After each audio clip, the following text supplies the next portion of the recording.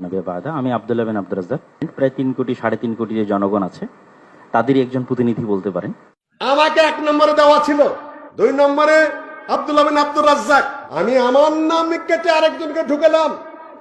আর তুমি এত বাচ্চা ছেলে, তোমার কমন সেন্স ধরলো না যে প্রতিনিধি কে হতে পারে। তোমার কমন সেন্সের অভাব আছে। পেট ফুলে থাকে বড় হুজুরের, কোন রকম একটু শহীদের টোকা দিলে ব্লাস্ট হয়ে যাবে, এত হিংসা তার ভিতরে। একই আকীদা, একই মানহাজ, সব ভালো, তাহলে অমুক বক্তা থাকলে আমি যাব না। এটা মানুষ। অমুকের নামটা কাটে দাও, অমুক জালসায় দাওয়াত দিয়েছে ওকে, তাহলে আমি যাব কেন? এরকম অসভ্য রোগী আমাদের ভিতরেই আছে।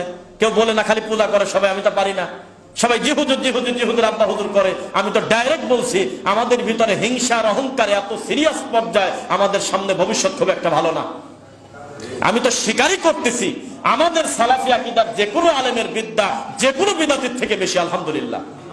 কারণ তারা আল্লাহ সম্পর্কে তাদের ভালো ধারণা, তাওহীদ ভিত্তিক তাদের বুদ্ধি, ওহী ভিত্তিক তারা দাওয়াতি কাজ করে, সব ঠিক, কিন্তু হিংসার অহংকার সব শেষ করে দিচ্ছে। কঠিন কঠিন একটা জালসার পোস্টার 6 বার ফটোকপি করতেছে, 6 বার ডিজাইন করতেছে অনলাইনে, কামারের বংশ। অথচ সবাই নিজেকে দাবি করতেছে সালাফি। মাঝখান থেকে 2 বক্তাকে কাটে দিয়েছে। এই বক্তা থাকলে বড় হুজুরের নাকি এগোতে লাগে। ছোট লোক, বেদাতির থেকে এই ব্যাপারে খারাপ। তাই আমি গুগলে লেখছি, বলছিলাম যে কুকুরও কুকুরের মাংস খায় না, কিন্তু আমাদের এই বড় হুজুররা আর এক হুজুরের বিরুদ্ধে এমন ভাবে, মানে অফলাইনে এবং অনলাইনে পর্যন্ত তাদের একে অন্যের ব্যাপারে এত আক্রোশ, এটা আমাদের খুব খারাপ দিকে নিয়ে যাচ্ছে। দোয়া করে মানুষের সামনে দেখানোর জন্য, আল্লাহ হাজার হাজার তরুণ দায়ী তৈরি হোক এদেশে, 64টা জেলায় হাজার হাজার তরুণ দায়ী হয়ে বেদাতির ঘরের ভিতরে তাওহীদের দাওয়াত পৌঁছে যাক। কিন্তু যখন হয়ে যায় তখন আবার লেজ ধরে টানে। খুব খারাপ। কেউ এভাবে বলবে না, নিশ্চিত থাকেন, সবাই খালি পূজা করে, সবাই পূজা করবে। জি, আমি দায়িত্ব নিয়ে বলতেছি, এভাবে কেউ বলবে না।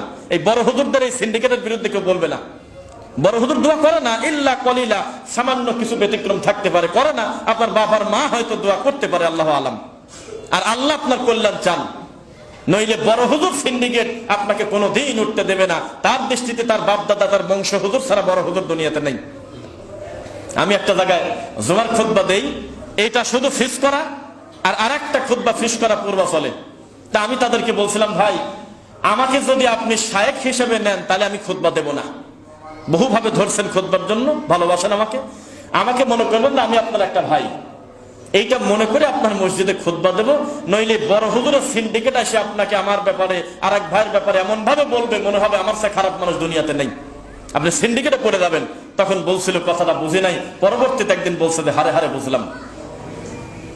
কঠিন কামরা কামড়ি, আল্লাহ হেদায়েত দিক। এই যদি আপনার চিন্তা হয় এক ভাই আর এক ভাইয়ের ব্যাপারে সরাসরি কোরআন মাজিদের বিরোধী, আশিদ্দাওয়ালা কুফার হওয়ার কথা ছিল কাফেরের বিরুদ্ধে শক্ত, এ মুসলমানের বিরুদ্ধে শক্ত হয়েছে। কন্ত জ্বালা।